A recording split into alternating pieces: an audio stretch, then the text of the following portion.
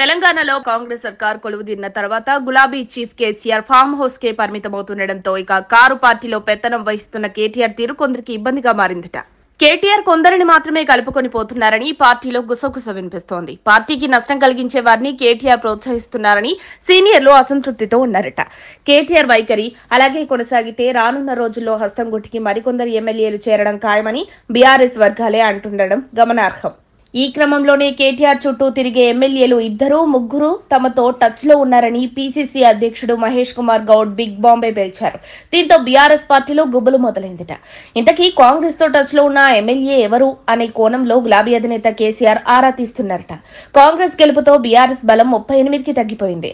ఆ వెంటనే జరిగిన కంటోన్మెంట్ ఉప ఎన్నికల్లో బీఆర్ఎస్ సిట్టింగ్ సీటును కాపాడుకోలేకపోయింది. మరోవైపు ఇప్పటికే 9 మంది ఎమ్మెల్యేలు 6 ఎమ్మెల్సీలు కారు పార్టీకి గుడ్ బై చెప్పి కాంగ్రెస్ సిద్ధం పుచ్చుకున్నారు. దీంతో అసెంబ్లీలో కాంగ్రెస్ ఎమ్మెల్యేల బలం 73కు చేరుకుంది. అయితే ఇటీవల పార్టీ మారిన ఎమ్మెల్యేలపై అనర్హత వేటు వేయాలని న్యాయ పోరాటానికి దిగిన బీఆర్ఎస్ కు హైకోర్టులో ఎదురు దెబ్బ తగిలింది. స్పీకర్ కు ఎలాంటి టైం బాండ్ లేదని కోర్టులో డివిజన్ బెంచ్ స్పష్టం చేయడంతో గులాబీ నేతల్లో టెన్షన్ నెలకొంది. ఎట్టకేలకు పార్టీ ఫిరాయింపులపై స్పీకర్ దే తుది నిర్ణయమని హైకోర్టు క్లియర్ కట్ గా స్పష్టం చేస్తుంది. దీంతో స్పీకర్ త్వరలో ఎలాంటి నిర్ణయం తీసుకోబోతున్నారనేది గులాబీ శ్రేణుల్లో ఉత్కంఠగా మారింది. ఈ క్రమంలోనే స్పీకర్ నిర్ణయాన్ని బట్టి తెలంగాణలో మళ్లీ అధికార పార్టీలో చేరికలు జరగనున్నట్లు పొలిటికల్ సర్కిల్స్ లో జరుగుతున్న టాక్. ఈ నేపథ్యంలోనే మరో 3 బీఆర్ఎస్ ఎమ్మెల్యేలు 5 మంది ఎమ్మెల్సీలు కాంగ్రెస్ లో చేరడానికి క్యూలో ఉన్నారన్న ప్రచారం జోరందుకుంది. ఈ ప్రచారంపై హైకోర్టు తీర్పు తర్వాత పీసీసీ ప్రెసిడెంట్ మహేష్ కుమార్ గౌడ్ చేసిన వ్యాఖ్యలతో గులాబీ శిబిరంలో పెద్ద బాంబే పేలిందట. జీహెచ్ఎంసీ ఎన్నికల కంటే ముందే బీఆర్ఎస్ ఎమ్మెల్యేలు హస్తంగుటికి వస్తారని గాంధీ భవన్ వర్గాల టాక్.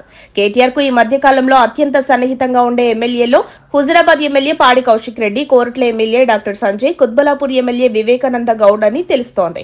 వారిలో కౌశిక్ రెడ్డి కాంగ్రెస్ లోకి వస్తానన్నా చేర్చుకునే పరిస్థితి లేదంటున్నారు. ఇక మిగిలింది సబితా, దేవిరెడ్డి సుధీర్ రెడ్డి, తలసాని, మల్లారెడ్డి, ఆయన అల్లుడు రాజశేఖర్ రెడ్డి.